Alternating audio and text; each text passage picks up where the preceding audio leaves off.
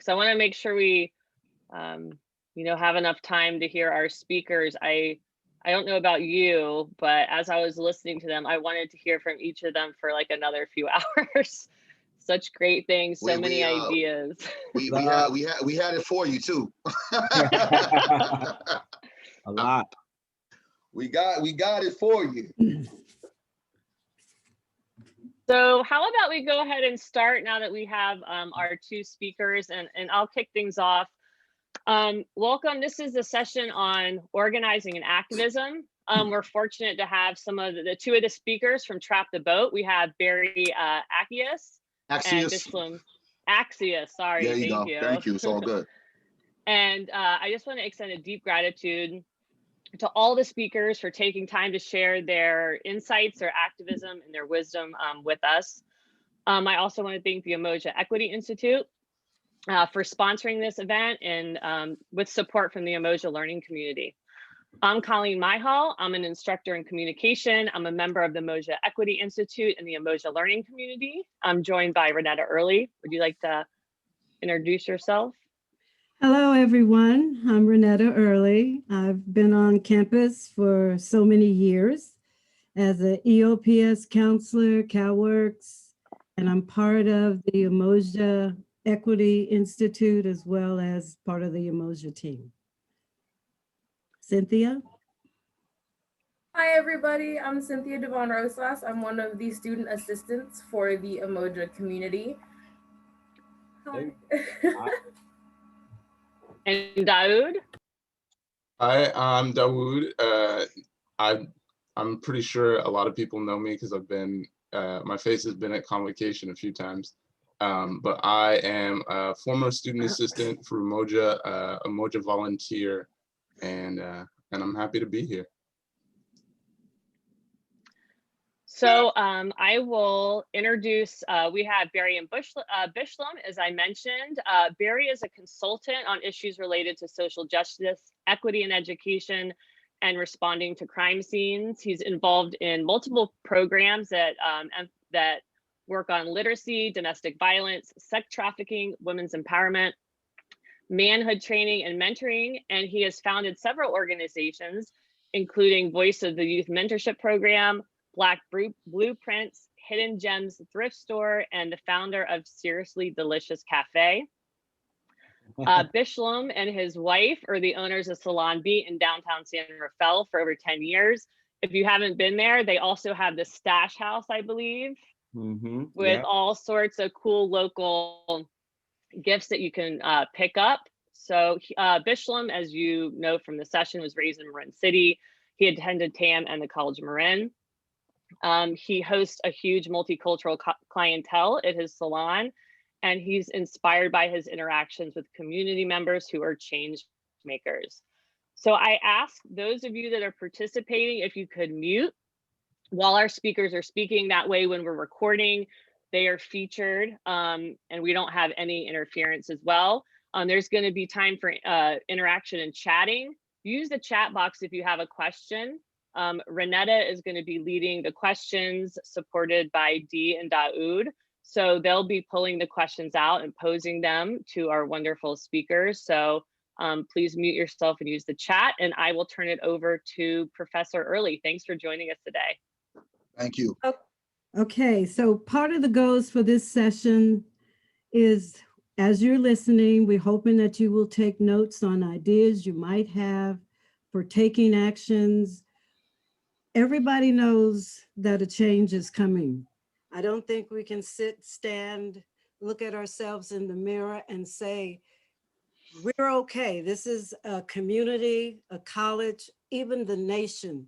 I don't think we can say to ourselves that there is no racism, that we are in a great situation because we don't acknowledge racism in the manner of which the nation is saying that we do. So in our sessions tomorrow that we have, we're asking everyone to participate in that so that you can be part of the change. Okay. So I guess now we turn it over to the panelists for the session. There we go. So you guys gonna ask us questions, or we talking?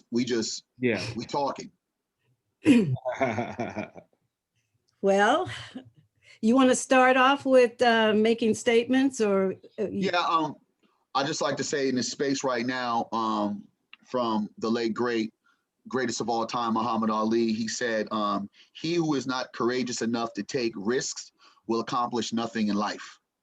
And I say that as we take space, just to know that what we're trying to accomplish is a thing that we all need to be a part of. Some of the things that we may have in this conversation may not be to some folks' likings, but I think that a part of really hearing the plight of African Americans in this country or in these spaces is, I'm not saying this because I hate you. I'm saying this because I've been hated on. I'm saying this because I've been oppressed. I'm saying this because my people have been killed, raped, brutalized. Land has been stolen. And we continually have to fight in 2021 in the same ways my ancestors fought on those slave plantations, in the same way my ancestors fought in the 60s. So anything that comes out of my heart, my mind, my soul, my brain is a frontline soldier, but also a brother, also a true ally, and to try to support the endeavors that folks who I hope is on this session really want to do. Because I think that if you just show up just to mark, to check a box, you're not prepared for the conversation. If you're not willing to put your ego and some of your biases and some of those stereotypes that you've been trained to believe, or they've socially engineered you to believe, then you're just not ready for this conversation. Because if I offend you, that means that you still need to do that inner work. If I make you uncomfortable, that means you're ready to get into work. So I just want to say that as a start off, because I do know that these conversations get heated, and some folks sometimes internalize the things that we're saying, because I do see a police officer in the building. So there will be conversation when we talk about activism, about policing. And I want to be very clear, when we talk about like those levels, then Jeff can hear from a perspective of a real live individual who has been a part of a lot of actions, not only here in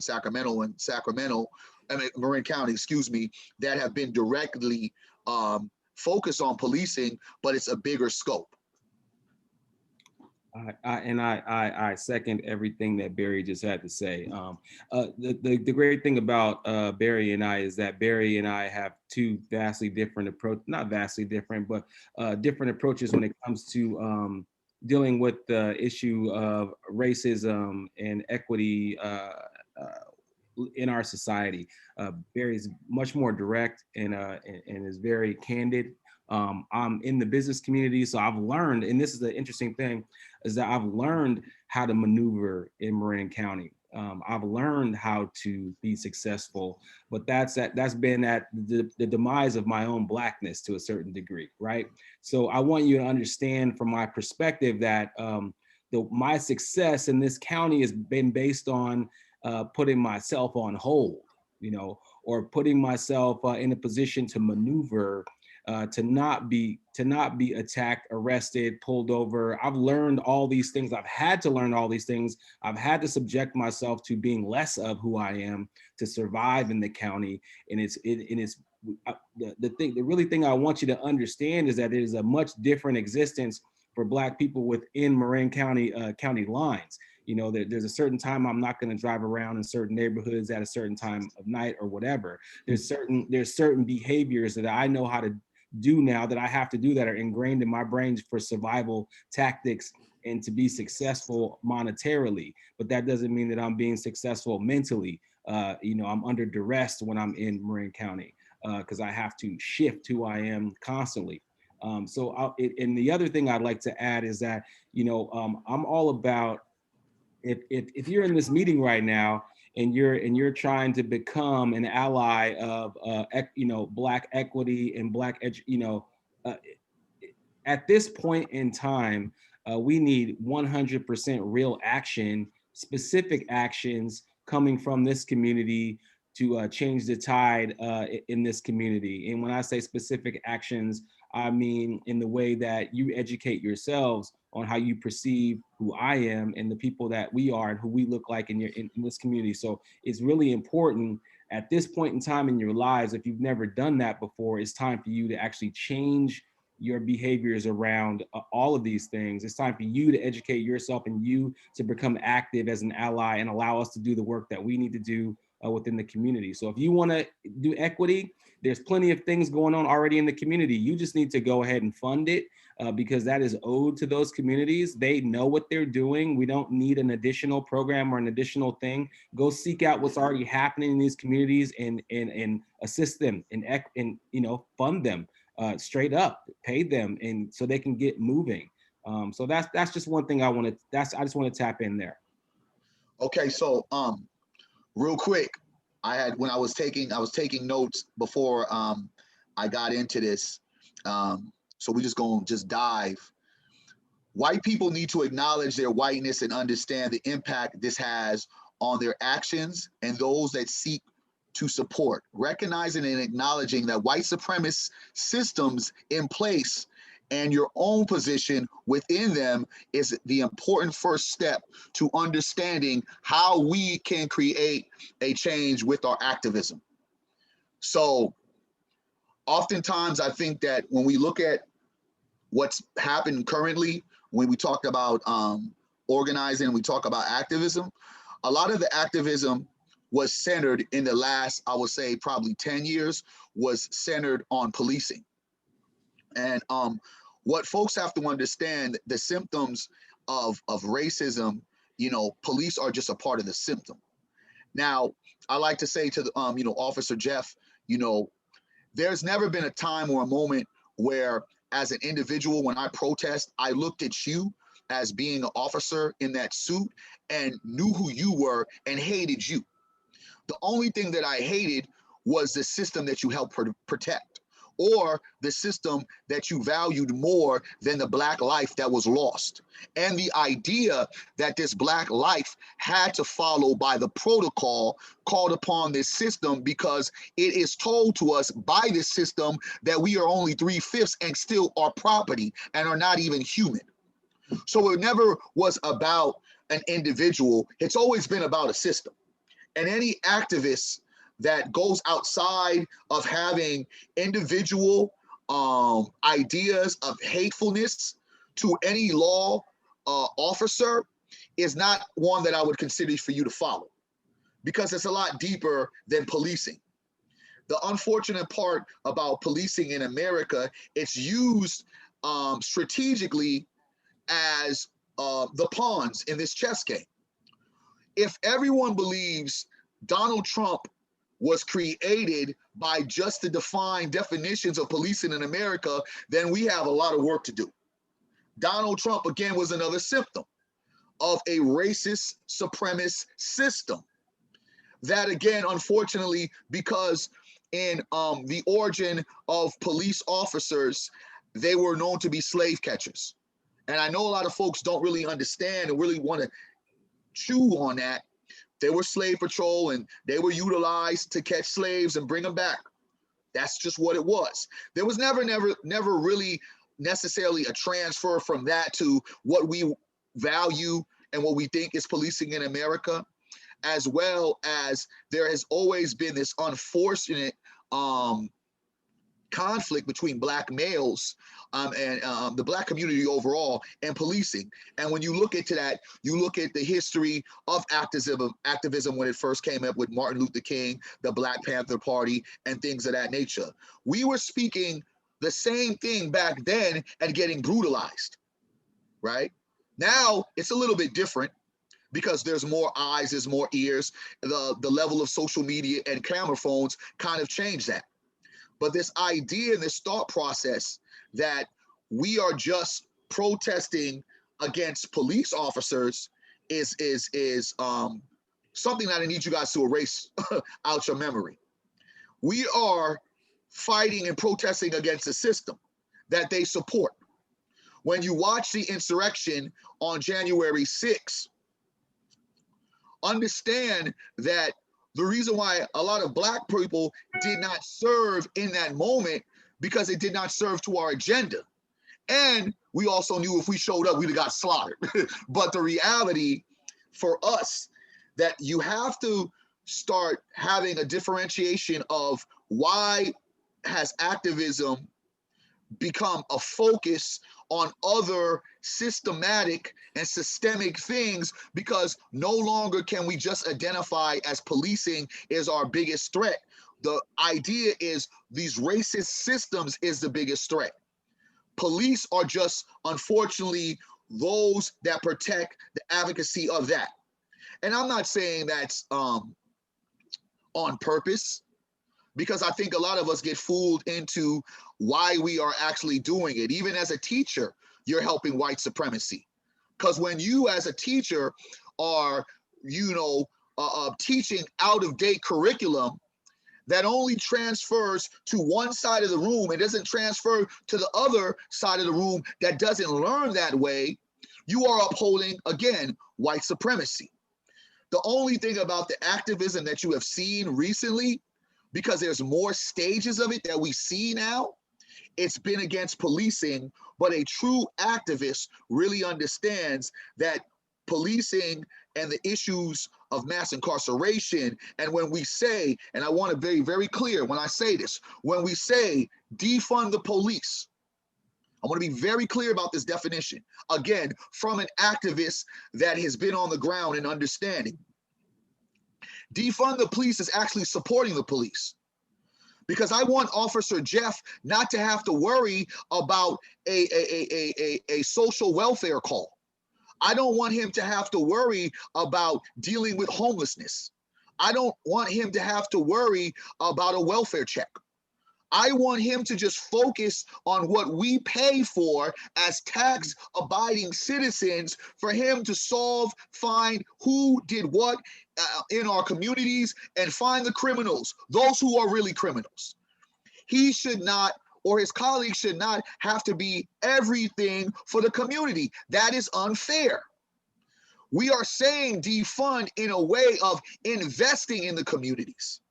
So we're saying that this large budget that is given to policing across America, over hundreds of millions of dollars, based on aggravated fear to make you believe that this Black guy is going to go walk into your room and kidnap your children, is really not supporting the things that we truly need in our community. Jeff, as an officer, becomes a lot better when his job is laser focused, just like anybody else. So when we say defund the police, it's not to say abolish, to get rid of police, because we are, as African Americans, not really truly ready to police in our communities in the adequate way that policing should be designed to do. But what we're saying is, let us support the endeavors of other community organizations, take some of that large responsibility off officers like Jeff's plate and serve it to folks that are more adequate, more equipped, more trained to be laser focused on these things so we can reduce Black death. When folks argue that point, and when you really break it down, doesn't that look and sound kind of like something that we should be able to do? Like that offer plate of action doesn't sound irresponsible. It sounds like responsible. I don't want a foot doctor being my dentist. It just doesn't work.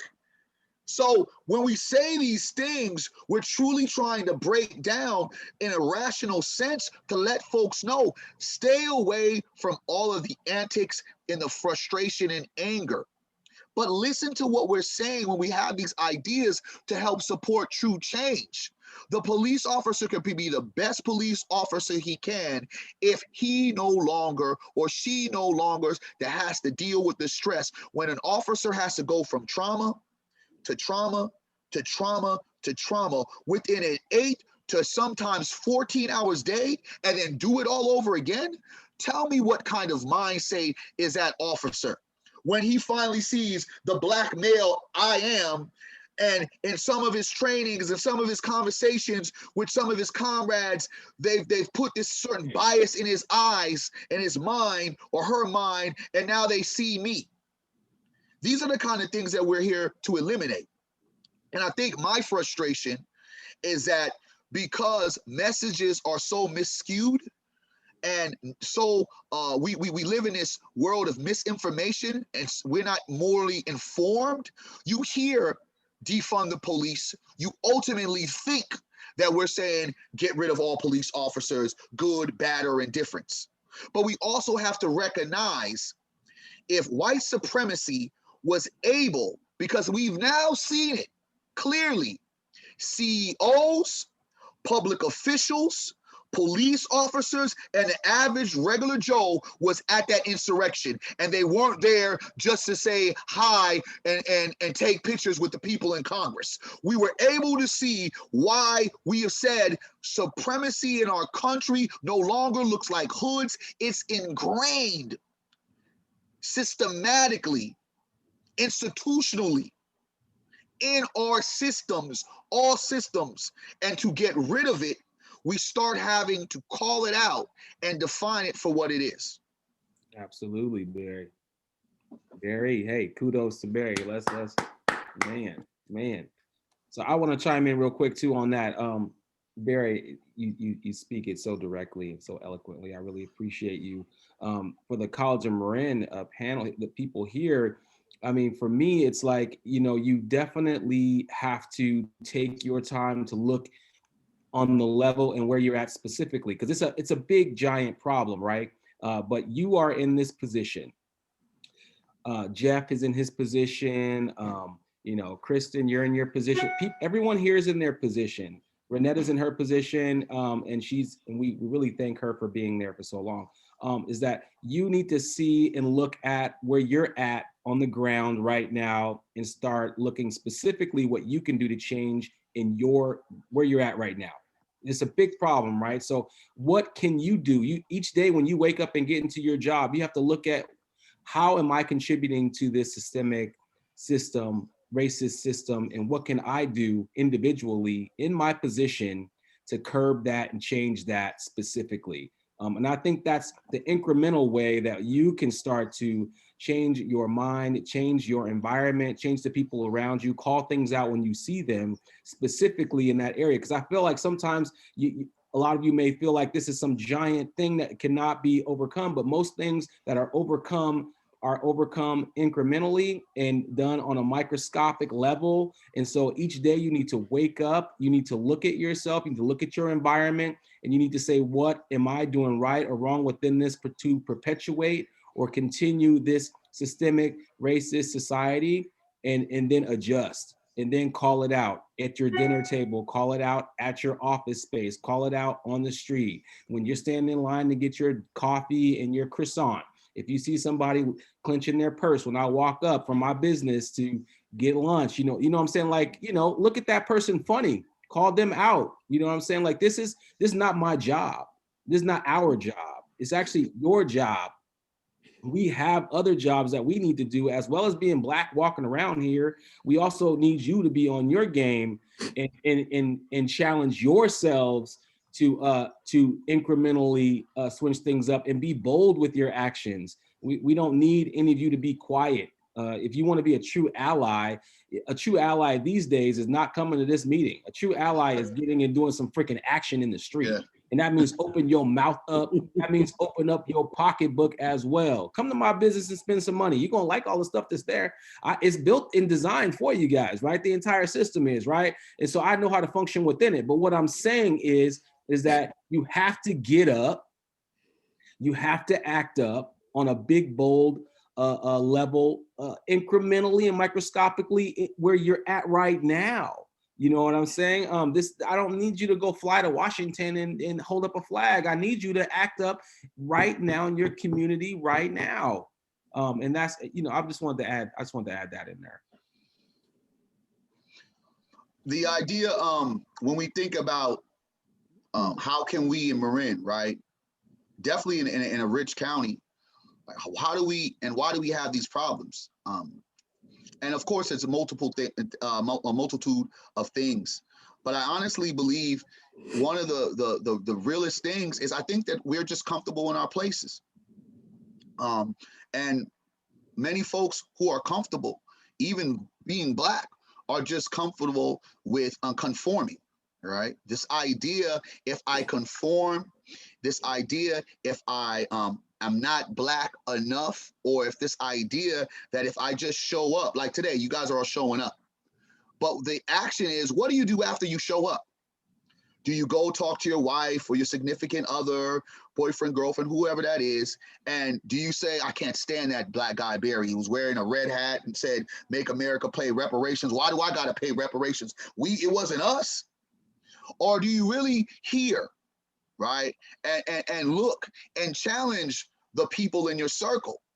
See, that's when we truly know the action is identified in change, because now you're challenging, because I and Bishlam are not telling you things because we want you to feel sorry for us. That's far from the truth. To be honest with you, I put myself as an entrepreneur more in harm's way by speaking out. I put myself as a father in harm's way by speaking out the way I speak. I'm looked upon as a threat because I'm trying to create this balance where there's been a lack thereof balance. And when you call out individuals who have been comfortable the way things are and do not see it in the lens that I see it, it makes folks feel that it's an attack on how individuals here have worked through the treacherous obstacles of America. Because here's the one perfect thing that we all can agree on. Life is hard. We are all dealing with the unfortunate things of capitalism. This is the truth, right? We all have bills. We all have politicians that we don't like. And we all have a favorite restaurant right now that's probably closed down during this pandemic. But here's the unfortunate part about the Black pandemic. We have a Black pandemic added to the actual pandemic, added to police brutality, added to all the other multiple problems that Black people have. Food deserts, mass incarceration, education, and we're still fighting racism. So these pandemics for us are multiplied. And I think that's the kind of way that we now have to start interacting or reacting. It's easy for us to attack systems that we see. We know our kids are failing. All right, they're failing school. We can attack that system.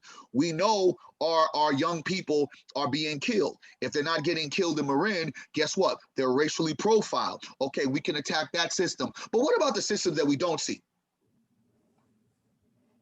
What about those systems that we don't really look upon? Those systems that move so eloquently. The idea, we go from Joe Biden, from Donald Trump, so you just went from covert to overt racism. That's all we just switched up because it's still the system. So Joe Biden walks in back to the way, we like to have it. Overt racism. We don't want to really have you see it and call it out. We just want to have a group of Black people and say those people just didn't do the right thing. When the reality is, every time a Black person gets charged for something similar to their white counterpart, why does a Black person get more time? Why statistically and everything that's challenging us, right? We are at the lower bottom of everything, but we are the smallest percentage everywhere we go. In Marin County, when I used to live there, it was 3%. Now we're at 2%. Why is it that when we look at gentrified areas and gentrified communities, why are they gentrifying only Black communities?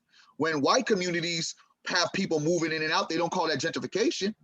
Or what they do call it is when the Negroes come, we got to get the hell up out of here. That's what they call it, right? Because our price value goes down. But the sad part, when you really look at it, right? America has this fascination with Black people, as well as we have this domestic abuse relationship. So there's white America has this fascination with Black America, and Black America that has this domestic abuse relationship. For me, it's like I would have been left, but for some reason we keep coming back to be abused. But for some reason, y'all can't let us go. And well, this is perfectly clear. When you look at how, in a positive or in a negative light, Black people benefit America, one, we are the only culture that has not been able to figure out how we can get reparations for free labor of our enslaved ancestors. And we'll actually have an argument about it. Mm-hmm. But guess what? Jews, Indians, Asians, folks that weren't even directly connected to the enslavement or any desecration here in America have gotten paid by America. And here we are in 2021 still arguing if Black people should get free education, if maybe Black people should get a tax write-off. See, it's easy enough to minimize the plight of Black people, but you got to be very clear about our plight. When folks say Donald Trump is the worst president, I say, how could he be the worst president when the beginning of our presidents were slave owners, slave owners, rapists? Wow. They were the original pimps, because the sex camps that was selling women, right? And they were the original deadbeat dads because they was making babies all over the place and letting them go. Exactly. So these realities, people don't want to exist in it. And when it comes from a Black man, it's like, oh yeah, no. George Washington, no. Don't you dare give me Donald Trump and say, we get rid of Donald Trump, America's gonna be great again. How, when, and why? When he's only the symptom. And I think that when you draw the line, you eventually have to look at our past. Going back to why white America loves the Negro. Well, look at it.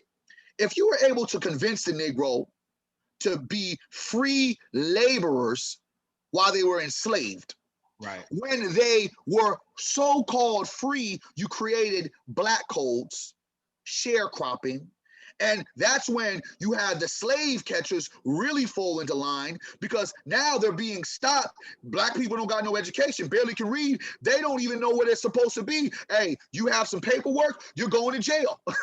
Right. You now in 2021, you have now the $1 million slave. So now I can sit there and have the Negro as the athlete. I can have the Negro as the entertainer, the rapper, the R&B singer. And still, when a black person creates the genre, we will figure out a way to manipulate. We don't even have to steal it no more, to manipulate them by them giving it to us. And now we have ownership and now we control. So the problem here with Black America, we have no infrastructure that we control, that we can produce. So it always keeps us in line to having to ask. Let's say if Black America decided to have their own political party, you wouldn't have had Joe Biden and Miss Harris elected as VP and president. We would still be having to deal with Donald Trump. But not one person would sit there and say how critical the black vote was in 2020, because of course black people didn't do and organize and help support another slave master to go into office. Because we have not figured out a way to create our own political party. And every time black people start talking about the integration of us in American society, it's still segregated. And when folks talk about segregation, they still want to look at it like there's nothing segregated. You black people can go to restaurants and nobody's going to sit there and look at you and no one's going to stare at you. Not necessarily. I can't go to my own bank for 10 years and get the same loan you get. So that's a form of segregation within itself. So as we integrate it, the world still becomes segregated. And I think my people, as we dive in and we really try to separate the blindness to our eyes, because it's okay for us to be able to tell the truth. And I know the truth hurts, but as I talk about progress, if we have progressed, there should be no way us as adults with the history that we've known are still talking about race issues in 2021. There should have been no way that Donald Trump was able to shake the fabric of America if America was so post-racial after Obama. Right. And I'm not saying this to be hateful. I'm just saying it because experience, and if you look at the legwork of history, it shows. That's right. That becomes the identity of truth of how much do you really want to see change? How much do you honestly want to change systems that now will fight and embed on your privilege? Yep. Because if we are now saying you as a white person or you a person with privilege no longer will have that kind of privilege to walk into a job and say your name is Sam Jones and say, all right, Sam Jones, and I say my name is Malcolm Jukala, and they say, oh no, Malcolm Jukala. Malcolm Jukala? And I might have 5-10 degrees, and I'm Sam Jones, and I just got a paper from College of Marin said I did a few classes, but I done got the job over the other brother, Malcolm. You're not prepared to do the work that you say that you're ready to do. You just happy that we having this conversation so you can mark it off in your box and say, well, I had a conversation, heard some black men and some black women talking, I feel good. You not ready to tackle that. I see your hand, Bishlam. Go ahead, brother. Hey, man, Barry, it's hard to follow you up, man, because you be dropping. No, you got it. You got it. Dropping them gems on them, dropping them gems. And they're hard gems to drop. But the one thing I want to say on top of that, because what I was hearing on that, and because we are here talking about building things, right? And what I want to say is that you hear what he's saying, and you see what's happened. You see what's happened in the Capitol. You see what's happened with Donald Trump. You see what happened in our culture. You've seen what's going on, right? So these things that we're talking about should not sound like some giant strange thing. Like if I say to you, like every student in Marin City should be offered a complimentary education at College of Marin, period. That should not sound like some foreign thing to you, okay? That should sound like it makes perfect sense in the culture that we live in right now. If I say to you, every Black person in America should be afforded a complimentary education. And I'm saying complimentary because I'm not gonna say free because they earned it, okay? It was earned. It was earned by all of the people who built the wealth in this nation. It's not free. It's not free. In College of Marin, they got the money, they got the resources. It is not hard to just go to Marin City, and it is complimentary education for every Black student that wants to go there because they're owed it through redlining, through slavery, through all the atrocities that happen to Black people, especially in Marin County, okay? It's not a difficult thing, all right? These are simple things. We could ask for much more than that. That's the basic, that's the bottom line right there, okay? And so when you're listening to this and listening to us talk, I'm glad that Barry is pulling that Band-Aid off because like me and Barry discuss all the time. A lot of people are like, Donald Trump is the worst thing that happened to us. It's like, no, actually, in a lot of ways, Donald Trump is the best thing that ever happened to us. Because it rips that Band-Aid off of white supremacy and white privilege and just shows it for exactly what it is. Yes. And it may be uncomfortable. Okay. Yes. But if you look at that scar and wound and that disgustingness, it's really not that hard to offer complimentary education. It sounds like this little tiny little grain of thing to do because it is. It is. It's a grain of something to do. And it's so easy for a College of Marin to do. Okay. And that if you want to fight for something, one particular thing, that's what you can do. And I don't, and if it's so easy to do that you wouldn't even need College of Marin to do it. How many millionaires are living in Marin County? Man. Well, look, I could probably get 1 millionaire in Marin County to put That's probably a millionaire right now on this call right here. Put every student through because it's owed. It's owed. It's not some crazy thing to ask, and it ain't even hard to do. And it would be a write-off on top of that. Y'all still come out on top. You know what I'm saying? It's not even about that. So I'm just saying, like, the things that need to be done are minuscule things comparatively to the atrocities that have happened to Black people in this society. They are not hard things to do. If someone said they wanted reparations, I think that Black person should pick what they want their particular reparations to be, whether it's education, housing, financial, business, whatever. You know what I'm saying? So I just want to make that really clear that you know, these are things that are attainable and can be done easily, and they should be done based off of what has happened in our culture and society. That's all I wanted to talk in on that. I think that when we talk about how folks can get activated in activism, not everyone has to be on the streets. That's kind of like the pregame, right? That's kind of like, you know, creating the wherewithal and understanding of what we're actually here. It could possibly be, you know, JoJo got shot 5 times. It could possibly be, you know, this area is being gentrified.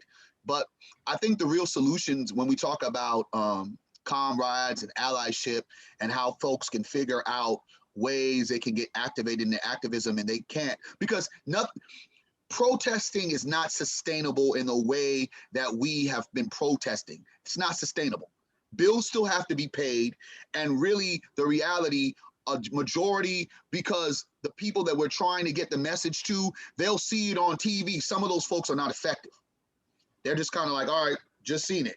What is effective is when you show up to those board meetings, right? When you stand up and you deliver a real perspective, right?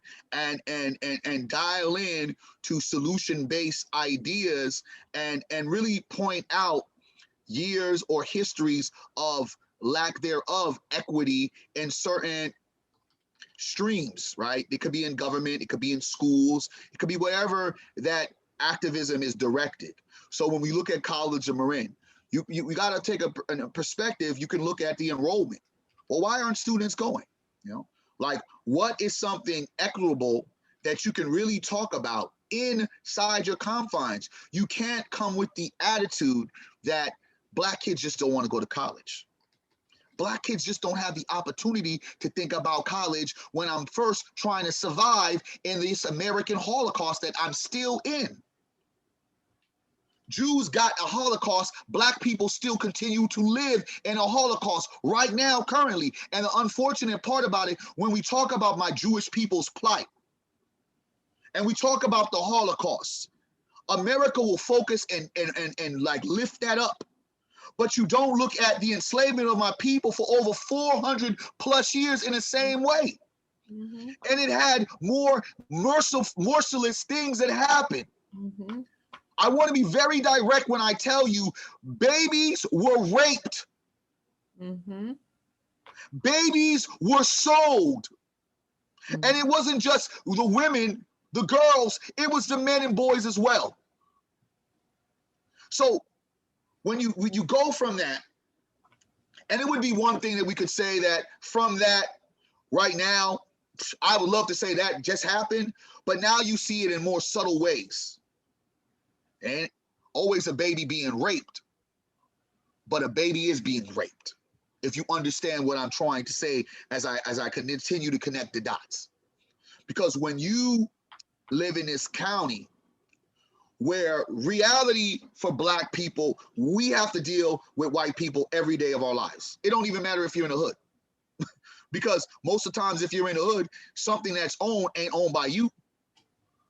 White people, you can deal with a Black person for 2.5 seconds, because if you're in your neighborhood, in your community, and there's not a whole bunch of Black people there, it's just like one Black clerk that you're gonna have to say hi to every once in a while. Hey, Joe, I love you. I like Joe. And you expect all Black people to be the Joe clerk, not really understanding Joe clerk is just in a white neighborhood acting white.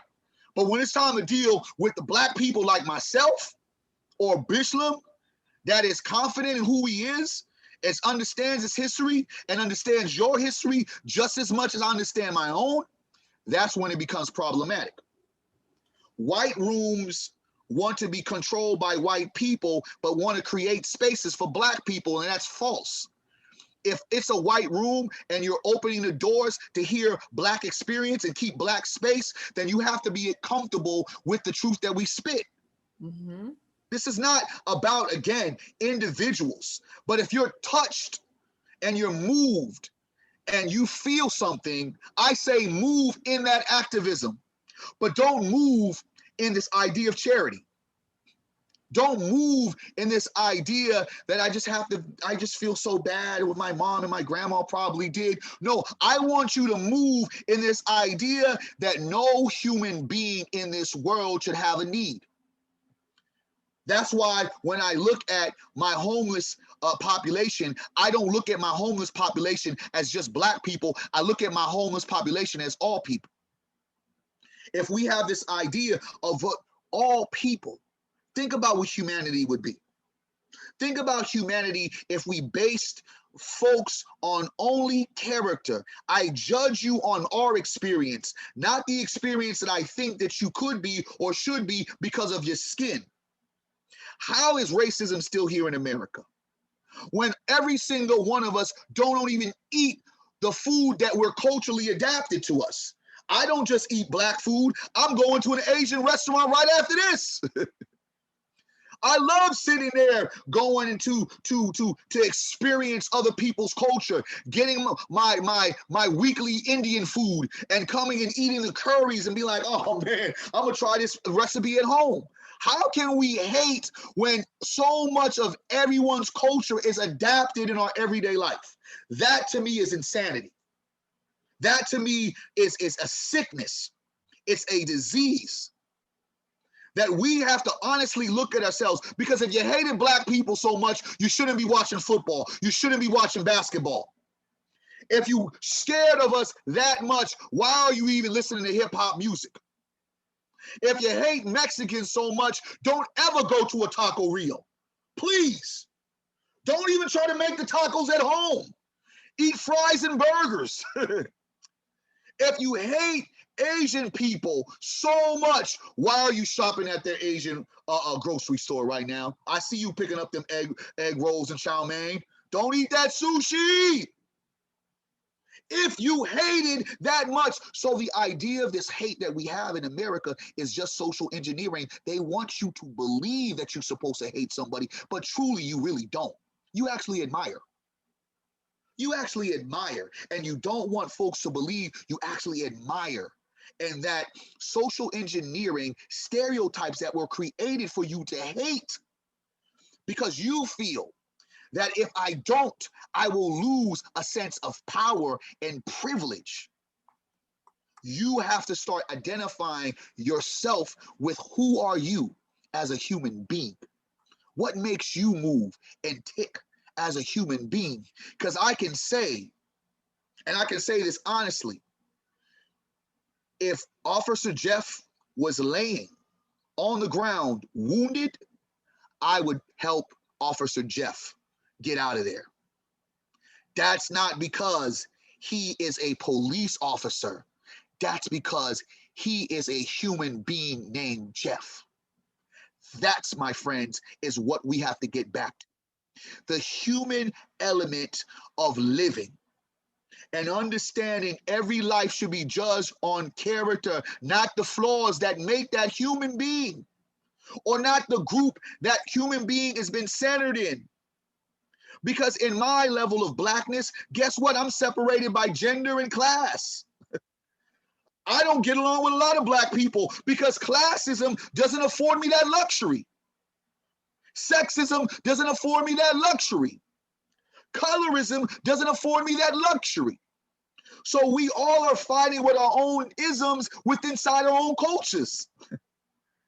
As some of my people, the Middle Eastern people will know, you might be a little paler, a little darker than the other. They looking at you crazy. You can't marry that person. Oh, you about to not, oh, you listen, get her out the family because she's marrying outside of who we say she's gonna marry. We all have our own fights within our own culture and our subcultures. Why can't we create this fight in humanity to look at everybody? And if we really are talking about moving with activism, let's not see color. as being the reason why I am not talking to that person or trying to get to know that person. Let us not allow them to continue to say a Latino person is going to take your job.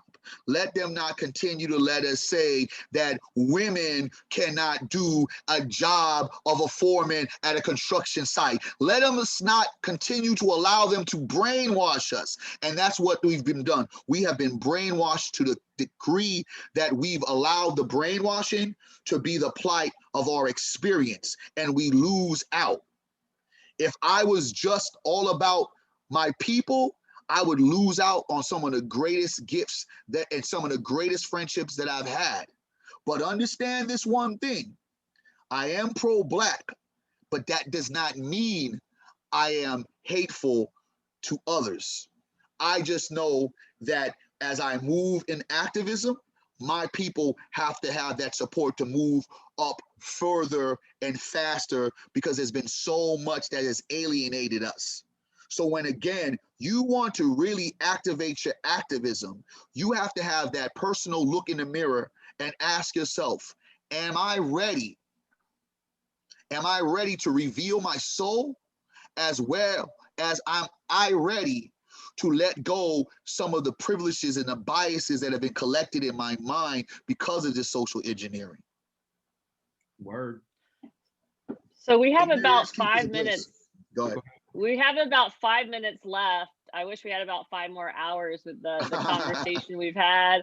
I wanted to turn it over to Bishlam to see if he had any final thoughts. And then one of our student assistants, Dee, is going to share some information about the action planning session, about where this goes next. We hope to sustain this, and she's going to close us out. So I'll turn it over to Bishlam. Thank you. So now that we've heard the realities of some of the ways that we survive as Black people and people of color in this society, I mean, I think it's time that each person here in this breakout room ask themselves, what are the specific things that they can do individually to create systemic change within themselves and within the micro communities that they're in, right? Whether it be at work, school, play, whatever you're gonna do. So I'm encouraging each one of you is to write out, 5 action steps that you can take in order to affect change in your particular area, whether that is visiting every Black business in Marin County and making in understanding where they are, who they are, and what they do.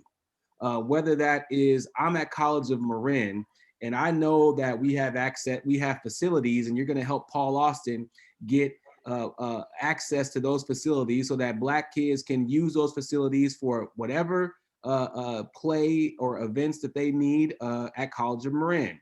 Whether it's you finding and mentoring somebody in business as an entrepreneur, whether that is taking some courses on your own to understand what your privilege is and what access you have and what you can do to help change this system of racism that you have created, because you're going to be you're the one who needs to change. So it's you educate yourselves. There are lots of things that you can do to affect change right here at this level. And that's the main thing I really want to get across, is that it's not hard to recognize what's right in your face. And it's not hard to actually put in the work and make something happen. It's not hard to do.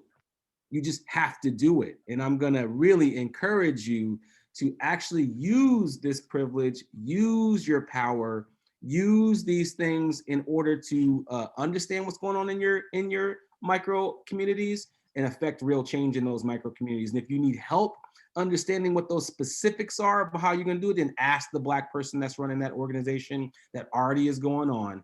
Ask that Black business person what they need help with.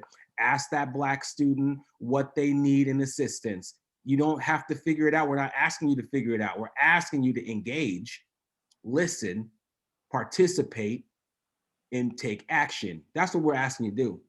We don't need you to figure it out. It's already apparent. Okay, what we need you to do is ask the hard, look, listen to what somebody like Barry has to say, also listen to someone I have to say, and just simply ask, participate. Jeff, if you're out there on the street and you see me walking in San Rafael as a business owner, say hello to me. How you doing? What's going on? I need to know who you are. You need to know who I am. I will. I'll visit your shop.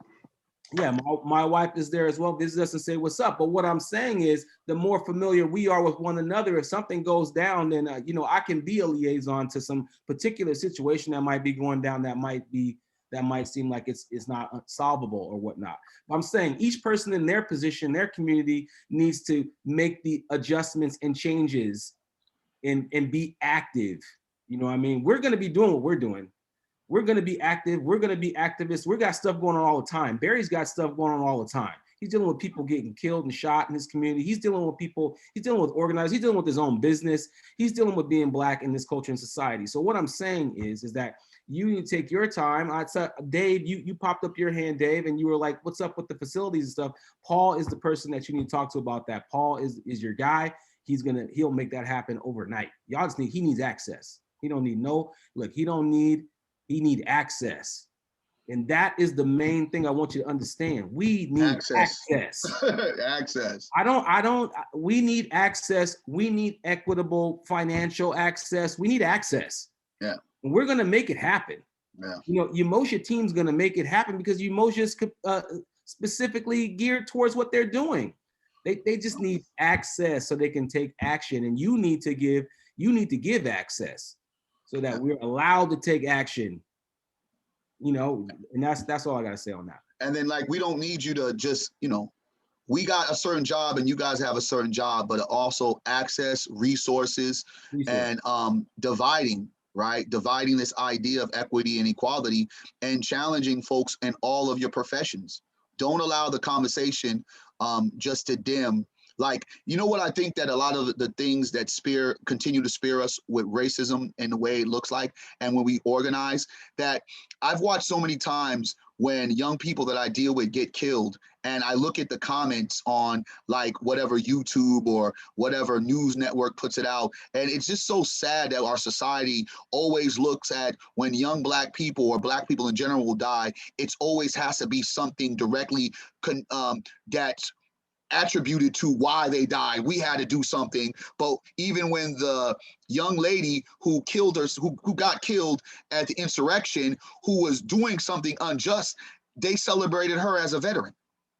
And remind you, there were so many people that really didn't realize what Colin Kaepernick was doing when he took a knee. So you're telling me that everybody had a shit fit when Colin Kaepernick took a knee, helping support the work that me and my people were doing. It wasn't Colin Kaepernick that thought about it. It was him watching us. Let's just be very clear. Colin saw what we were doing, and he was like, I have to do something, because he saw us risking our lives on the street. It wasn't Colin Kaepernick that had an epiphany. He saw the work. And then everybody was so upset about how he treated American values, but didn't listen and understand that a soldier told him to take the knee. A veteran told him to take a knee. And then we have every single damn excuse for all those people that showed up for the insurrection. How is it that you guys don't look at the hypocrisy of America? That's what we want you to start calling out, the hypocrisy of America. How is it that we're having this equitable conversation in California? And as I stated before, affirmative action didn't even pass. Why are we still saying, when we talk about a police accountability, we want certain things? I want to honor an officer like Jeff, but I sure want to get the cop killers off the streets. Those that are on drugs, those that are racist, those that are part of Proud Boy organizations and extremists. So the unfortunate part, though, me and Jeff may have a great relationship outside that, I still have to go fight those systems that Jeff's a part of. Why? Because there's not enough daring individuals that's calling it out. And when they do call it out, they are outlined and they are desecrated within their own system. And I know that's why a lot of y'all do not call out stuff, because you are afraid of the backlash. You are afraid of being outed. But understand, we've been isolated out of America our whole lives. So if you really want true change, you have to cross that line and be not afraid to say something. Say something. Call it out. Don't just sit there and text me, oh, I'm fired up. I'm fired up. I want to see people now enact their power to go do something right. I'll give you your first line of action. The Mill Valley mayor, she needs to go. Sasha is the same freaking texture and same kind of core as a racist Donald Trump. If he goes, she got to go. This is how we challenge. We start challenge those public officials and those people sitting in city offices that do not reflect the community they serve. Absolutely. Absolutely. Be on that city council meeting tonight and say, you must go. That's how we operate and we create change. I want to see actionable items. I do not want to see symbolic gestures of progress. That does not work for me. Yeah, the symbolism is dead, y'all. So I mean, it's just if there's one thing you're gonna get from this, symbolism is dead. Dead. And I know my black people are asleep by that. Over, you guys. I know my black people are asleep by that. But we've had black governors. Yeah, we've had black mayors. In Sacramento, we've had 4 city council members. 4 city council members, and Black Sacramento is in ruins with 4 black city council members. So that does not define power in us progressing. That's just more pandering and letting us believe that we have an equal share at the table. And this table that you continually to tell me that I'm here, I don't want that table, I want my own. Okay, it is not my pleasure to say our time is up because I didn't even want to cut in. We want our own table. Oh God. Acting up. All right. And guess what? I'm going to be able to go hang out with Monica, Ryan, Dave, say, hey, y'all come over to my table. And I'm going to go slide at their table. But why can't black people have our own? Why? When you hear black power, you shouldn't be afraid of that. You should be embracing that. That's power of culture. That's power of everything that you benefit.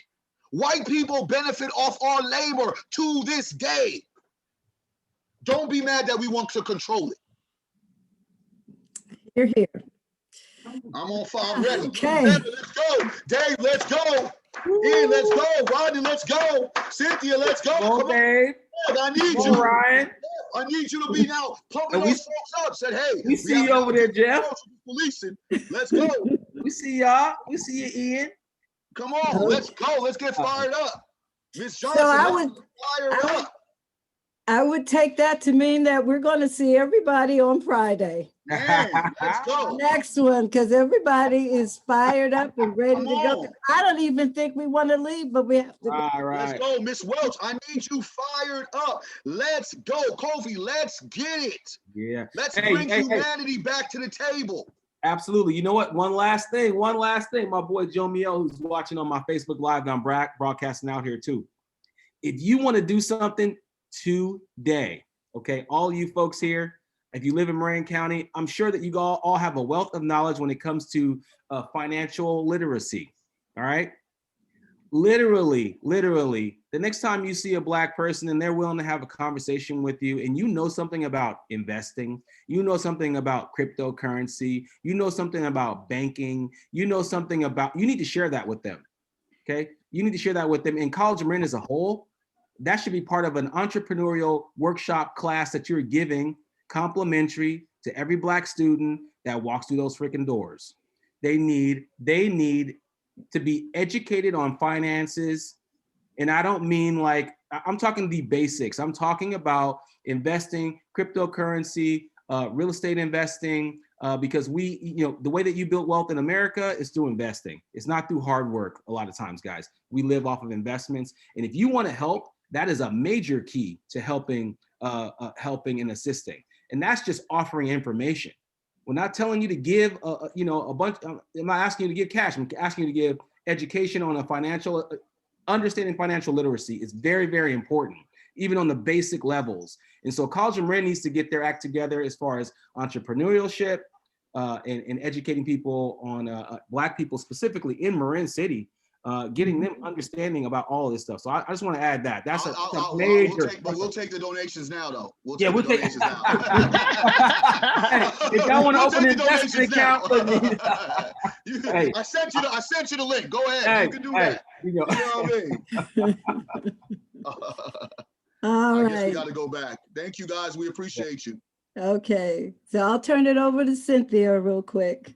Hey everybody. Well, firstly, I would just like to say thank you so much to Barry and Bishlam for being here today. You guys are absolutely phenomenal. This was great.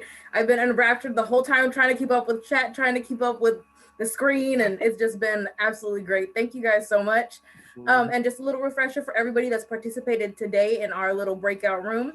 We do have another Zoom session tomorrow, January 22nd from 12 to 1, which is the Action Planning and Racial Equity meeting, which will be tomorrow. I think everybody should already have access to that Zoom link out in the ether. So, and then I think also Colleen posted it. Yes, she did. So we all have that. And I really hope to see a bunch of you guys there, because this would be just phenomenal to get that next step after speaking out all the ideas and the truths that are out there right now to have actual physical planning and actions being taken. So thank you guys so much. Yeah, thanks, Dee. I just wanted to say too, this is part of the Umoja Equity Institute kickoff. And so these are the conversations we plan to have, to keep having, to work with Barry and Bishlam, to have them part of the conversation, and to keep these actions going, not just like a one-time session. Right. Have this be part of ongoing work that we're doing, and that the Umoja Equity Institute is going to help support and facilitate here at the college. So I couldn't think of a better way to kick off the Umoja Equity Institute with these perspectives, these speakers, and the message they had to share with us. So thank you. Thank you. Thank you. This was fabulous. Thank you, guys. Thank you. Thank you so much. Thank you, guys. Try to be like you, Barry. Oh man, well, once you put me on the team, swag surfing. like